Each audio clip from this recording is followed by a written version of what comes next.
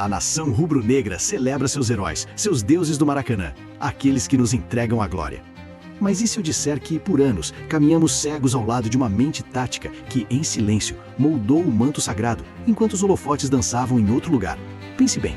Você sente o peso da camisa, você ouve o canto ecoando nas arquibancadas, você vê a bola rolar. E mesmo assim, a verdade sobre um dos nossos maiores gênios permaneceu um segredo sussurrado. Hoje, vamos desvendar por que Ibson é, sem sombra de dúvidas, o meio-campista criativo mais subestimado da história moderna do Flamengo. E a revelação será chocante. Chocante, Milton. Essa é uma afirmação ousada, até para o nosso padrão aqui na mística rubro-negra. Todos nós lembramos dos dribles plásticos, das jogadas individuais que viraram pôster, dos nomes que gritaram gol e fizeram a torcida explodir. Mas você sugere que por trás de toda essa efervescência havia um motor, um maestro silencioso, que ninguém soube apreciar em sua totalidade? É quase como se tivéssemos um diamante bruto e o tratássemos como uma pedra comum. Exato, Roberta. A nação é paixão, é emoção, e com razão. Nós amamos o espetáculo, mas por vezes essa paixão nos cega para a inteligência pura, para a sutileza que realmente define um time campeão. Olhe para a nossa história recente de dominância. Você sabe o que é preciso para um time do mais querido ser dominante? É mais do que talento individual, é coesão, é inteligência tática, é um jogador que faz a engrenagem girar sem precisar de firula. E Ibson, meus amigos, era essa engrenagem mestra. Eu me lembro dele. Um jogador técnico, sim, com uma visão de jogo apurada. Mas a imagem que fica para muitos é a de um jogador que talvez não tivesse o flash dos grandes craques, que não era o camisa 10 clássico de armação. Você está me dizendo que essa percepção é falha? Que o que víamos era apenas a ponta do iceberg tático? Absolutamente. Ibson não era o artista que pintava o quadro. Ele era o arquiteto que projetava o museu inteiro. Ele dominava o campo de uma forma que poucos conseguiram, mas de uma maneira tão discreta que passou despercebida. Enquanto outros colecionavam as manchetes, Ibson era um motor tático. Sua resistência à pressão era de elite, e seu QI de jogo raramente equiparado. Você pode não ter visto a genialidade dele na capa dos jornais, mas você sentia no campo que algo diferente estava acontecendo. Aquela bola que parecia impossível de sair de uma marcação cerrada era Ibson. Aquela jogada que parecia se desmanchar e de repente voltava a fluir era ele orquestrando. E é impossível não admirar a inteligência tática dele quando você começa a destrinchar cada movimento. Então não era só um volante técnico, como muitos o rotulavam, mas sim um criador, um articulador oculto. Isso me faz pensar naqueles jogos onde o meio-campo parecia uma muralha, mas ele encontrava um espaço mínimo, uma fresta. A forma como ele girava com a bola, limpava a jogada e já estava pensando no próximo passe antes mesmo de receber. É quase como se ele tivesse um radar em 360 graus. Exatamente. Imagine a cena. A bola chega, dois adversários em cima. A nação prende a respiração. E ele, com um toque sutil, uma virada de corpo imperceptível, não só se livra da marcação, como já coloca a bola em um companheiro que estava em uma posição melhor, abrindo o campo. Isso é resistência à pressão em um nível de mestre. E é algo que define os grandes meio-campistas do futebol mundial. Ibson fazia isso com uma naturalidade que beirava a magia. Não era força bruta, não era velocidade supersônica, era pura e simples inteligência posicional e técnica. Ele conseguia ler o jogo 3 passos à frente, sempre. Era uma premonição em campo. E essa capacidade de estar 3 passos à frente é o que você chama de mistério visual? Porque, de fato, se olharmos atentamente as imagens, não são lances de efeito para o VT, são movimentos estratégicos, quase invisíveis, que desequilibravam o adversário sem que ele percebesse o porquê. Precisamente, Roberta. O mistério visual é que, ao contrário dos golaços ou das canetas, a genialidade de Ibson era sutil, exigia um olhar mais apurado. Ele sofria de uma maldição do timing, chegando em uma era de transição do Mengão que, de certa forma, mascarou seu brilho mais intenso. Ele não estava na geração de ouro de 81, nem na máquina de 2019, mas foi um elo vital em momentos cruciais. Sua capacidade de ler as linhas defensivas, de antecipar o movimento adversário e de fazer aquelas corridas de infiltração tardias que redefiniam o meio-campo rubro-negro era coisa de outro nível. Olhe de perto as imagens e você vai ver um jogador que desenhava o ataque, que entendia a geometria do campo como poucos. Ele não estava só correndo, ele estava pensando o jogo, ditando o ritmo, abrindo as comportas para a nação rubro-negra respirar aliviada. Então ele era o tipo de jogador que não ganhava o prêmio de melhor em campo nas transmissões, mas que o técnico, o colega de time, aquele que realmente entende a complexidade do futebol, sabia que era o diferencial. É como se ele estivesse sempre um passo à frente da câmera, do comentarista, do torcedor médio. Exato. E é essa a beleza e a tragédia de Ibson. Ele foi um dos maiores expoentes da tática camuflada, As mecânicas sofisticadas por trás daquelas corridas de chegada na área que pareciam surgir do nada não eram acaso. Eram o resultado de uma leitura impecável do jogo, da capacidade de identificar o espaço vazio antes que ele existisse e de um timing perfeito para preenchê-lo. Ele não era apenas um operário ou um carregador de piano. Ele era um técnico em campo, um professor de posicionamento. Quantos títulos poderíamos ter conquistado se a nação tivesse decifrado seu código antes?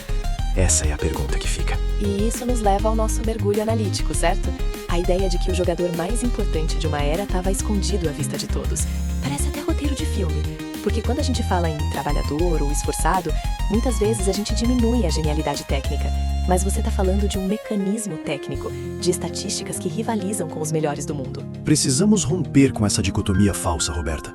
Ibson não era apenas um trabalhador, ele era uma maravilha técnica. Sua capacidade de progressão de bola, a forma como ele conseguia avançar com a posse, quebrar linhas de marcação com passes precisos ou conduções inteligentes, eram de um nível que hoje veríamos em astros europeus. Se tivéssemos à disposição as métricas avançadas de hoje para aquela época, eu não tenho dúvidas de que os números de Ibson nas estatísticas de ball progression seriam de cair o queixo, rivalizando com os melhores do mundo em sua função. Ele era um maestro em disfarce. É impossível não prestar muita atenção agora quando você começa a entender que o futebol é muito mais do que o que salta aos olhos. Então, o que fica é que inteligência de alto nível é mais valiosa que o flash, que a jogada bonita pela jogada bonita, que o Flamengo moderno, antes da era das glórias recentes, já contava com um cérebro no meio-campo que merecia muito mais reconhecimento. Essa é a essência. Estamos desconstruindo o perfil tático de uma lenda que provou que a inteligência é o verdadeiro ouro no futebol. Ele pavimentou caminhos, abriu espaços, ditou o ritmo e o fez com uma elegância discreta que só os verdadeiros estudiosos do jogo conseguem decifrar. Ibson era o jogador que fazia o time inteiro jogar melhor. O tipo de atleta que o Urubu Rei admira, porque ele entendia a mística do manto sagrado de uma forma mais profunda, mais cerebral. Ele não precisava de aplausos individuais estrondosos. A vitória do Mengão era sua maior recompensa. Sua capacidade de ser o Ghost que construía a dominância do Flamengo é um testemunho de sua grandeza. É inspirador pensar que a nação, mesmo que inconscientemente, se beneficiava dessa genialidade silenciosa e que hoje podemos finalmente dar a ele o reconhecimento que é devido. Ibson não era só um jogador, era uma filosofia de jogo em si. Chocante, Milton. Essa é uma afirmação ousada, até para o nosso padrão aqui na mística rubro-negra. Todos nós lembramos dos dribles plásticos, das jogadas individuais que viraram pôster, dos nomes que gritaram gol e fizeram a torcida explodir. Mas você sugere que por trás de toda essa efervescência havia um motor, um maestro silencioso, que ninguém soube apreciar em sua totalidade? É quase como se tivéssemos um diamante bruto e o tratássemos como uma pedra comum. Exato, Roberta. A nação é paixão, é emoção e com razão. Nós amamos o espetáculo. Mas por vezes, essa paixão nos cega para a inteligência pura, para a sutileza que realmente define um time campeão. Olhe para nossa história recente de dominância. Você sabe o que é preciso para um time do mais querido ser dominante? É mais do que talento individual, é coesão, é inteligência tática. É um jogador que faz a engrenagem girar sem precisar de firula. E Ibson, meus amigos, era essa a engrenagem mestra. Eu me lembro dele, um jogador técnico, sim, com uma visão de jogo apurada. Mas a imagem que fica para muitos é a de um jogador que talvez não tivesse o flash dos grandes craques, que não era o camisa 10 clássico de armação. Você está me dizendo que essa percepção é falha? Que o que víamos era apenas a ponta do iceberg tático? Absolutamente. Ibson não era o artista que pintava o quadro, ele era o arquiteto que projetava o museu inteiro. Ele dominava o campo de uma forma que poucos conseguiram, mas de uma maneira tão discreta que passou despercebida. Enquanto outros colecionavam as manchetes, Ibson era o motor tático. Sua resistência à pressão era de elite e seu QI de jogo raramente equiparado. Você pode não ter visto a genialidade dele na capa dos jornais, mas você sentia no campo que algo diferente estava acontecendo. Aquela bola que parecia impossível de sair de uma marcação cerrada era Ibson. Aquela jogada que parecia se desmanchar e de repente voltava a fluir era ele orquestrando. E é impossível não admirar a inteligência tática dele quando você começa a destrinchar cada movimento. Então, não era só um volante técnico, como muitos o rotulavam, mas sim um criador, um articulador oculto. Isso me faz pensar naqueles jogos onde o meio-campo parecia uma muralha, mas ele encontrava um espaço mínimo, uma fresta. A forma como ele girava com a bola, limpava a jogada e já estava pensando no próximo passe antes mesmo de receber. É quase como se ele tivesse um radar em 360 graus. Exatamente. Imagine a cena. A bola chega, 2 adversários em cima, a nação prende a respiração. E ele, com um toque sutil, uma virada de corpo imperceptível, não só se livra da marcação, como já coloca a bola em um companheiro que estava em uma posição melhor, abrindo o campo. Isso é resistência à pressão em um nível de mestre, e é algo que define os grandes meio-campistas do futebol mundial. Ibson fazia isso com uma naturalidade que beirava a magia. Não era força bruta, não era velocidade supersônica, era pura e simples inteligência posicional e técnica. Ele conseguia ler o jogo 3 passos à frente, sempre. Era uma premonição em campo. E essa capacidade de estar 3 passos à frente é o que você chama de mistério visual? Porque, de fato, se olharmos atentamente as imagens, não são lances de efeito para o VT. São movimentos estratégicos, quase invisíveis, que desequilibravam o adversário sem que ele percebesse o porquê. Precisamente, Roberta. O mistério visual é que, ao contrário dos golaços ou das canetas, a genialidade de Ibson era sutil, exigia um olhar mais apurado. Ele sofria de uma maldição do timing, chegando em uma era de transição do Mengão, que de certa forma mascarou seu brilho mais intenso. Ele não estava na geração de ouro de 81, nem na máquina de 2019, mas foi um elo vital em momentos cruciais. Sua capacidade de ler as linhas defensivas, de antecipar o movimento adversário e de fazer aquelas corridas de infiltração tardias que redefiniam o meio-campo rubro-negro era coisa de outro nível. Olhe de perto as imagens e você vai ver um jogador que desenhava o ataque, que entendia a geometria do campo como poucos.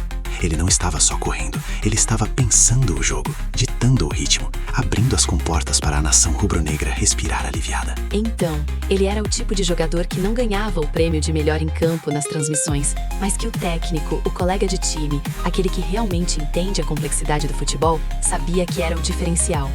É como se ele estivesse sempre um passo à frente da câmera, do comentarista, do torcedor médio. Exato. E é essa a beleza e a tragédia de Ibson.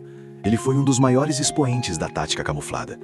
As mecânicas sofisticadas por trás daquelas corridas de chegada na área, que pareciam surgir do nada, não eram acaso. Eram o resultado de uma leitura impecável do jogo, da capacidade de identificar o espaço vazio antes que ele existisse e de um timing perfeito para preenchê-lo. Ele não era apenas um operário ou um carregador de piano. Ele era um técnico em campo, um professor de posicionamento. Quantos títulos poderíamos ter conquistado se a nação tivesse decifrado seu código antes? Essa é a pergunta que fica. E isso nos leva ao nosso mergulho analítico, certo? A ideia de que o jogador mais importante de uma era estava escondido à vista de todos, parece até roteiro de filme. Porque quando a gente fala em trabalhador ou esforçado, muitas vezes a gente diminui a genialidade técnica. Mas você está falando de um mecanismo técnico, de estatísticas que rivalizam com os melhores do mundo. Precisamos romper com essa dicotomia falsa, Roberta. Ibson não era apenas um trabalhador. Ele era uma maravilha técnica. Sua capacidade de progressão de bola, a forma como ele conseguia avançar com a posse, quebrar linhas de marcação com passes precisos ou conduções inteligentes, eram de um nível que hoje veríamos em astros europeus. Se tivéssemos à disposição as métricas avançadas de hoje para aquela época, eu não tenho dúvidas de que os números de Ibson nas estatísticas de ball progression seriam de cair o queixo, rivalizando com os melhores do mundo em sua função. Ele era um maestro em disfarce. É impossível não prestar muita atenção agora quando você começa a entender que o futebol é muito mais do que o que salta aos olhos. Então o que fica é que inteligência de alto nível é mais valiosa que o flash, que a jogada bonita pela jogada bonita. Que o Flamengo moderno, antes da era das glórias recentes, já contava com um cérebro no meio-campo que merecia muito mais reconhecimento. Essa é a essência. Estamos desconstruindo o perfil tático de uma lenda que provou que a inteligência é o verdadeiro ouro no futebol. Ele pavimentou caminhos, abriu espaços, ditou o ritmo e o fez com uma elegância discreta que só os verdadeiros estudiosos do jogo conseguem decifrar. Ibson era o jogador que fazia o time inteiro jogar melhor. O tipo de atleta que o Urubu Rei admira porque ele entendia a mística do manto sagrado de uma forma mais profunda, mais cerebral. Ele não precisava de aplausos individuais estrondosos. A vitória do Mengão era sua maior recompensa. Sua capacidade de ser o Ghost que construía a dominância do Flamengo é um testemunho de sua grandeza. É inspirador pensar que a nação, mesmo que inconscientemente, se beneficiava dessa genialidade silenciosa e que hoje podemos finalmente dar a ele o reconhecimento que é devido. Ibson não era só um jogador, era uma filosofia de jogo em si. E a verdade é essa: o mistério de Ibson foi revelado. Ele não foi um jogador qualquer. Foi um pensador do futebol, um tático nato que usou seu intelecto para levar o mais querido a um patamar que muitos só enxergaram anos depois. Sua presença no meio-campo era uma promessa silenciosa de controle, de inteligência e de vitória. Você pode fechar esse vídeo e continuar sua vida acreditando naqueles que brilham nos VTs, ou você pode se inscrever no canal agora e fazer parte da minoria que entende o peso e a genialidade da mística do manto. SRN.